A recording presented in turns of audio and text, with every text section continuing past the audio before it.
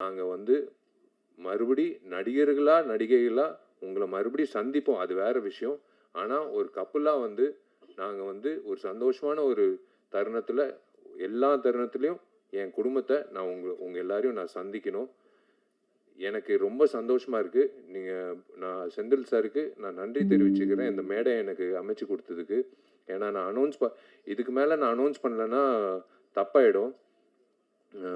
தன்ஷிகா வந்து இதே மாதிரி ஒரு கிக்கு வீட்டில் போய் கொடுத்தா கூட பரவாயில்ல, அது நான் தாங்கிக்கிறேன். நான் சொல்லி தான் ஆகணும். Yes, again I'm saying I am totally in love with Dhanshika. நான் தன்ஷிகாவை நல்லா பார்த்துப்பேன். நான் தன்ஷிகாவை வந்து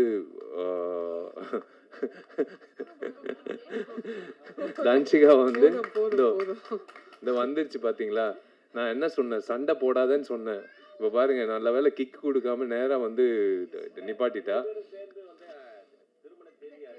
திருமண தேதி வந்து ஆகஸ்ட் 29ன்னு பிளான் பண்ணியிருக்கோம். அது என் பிறந்த நாள்.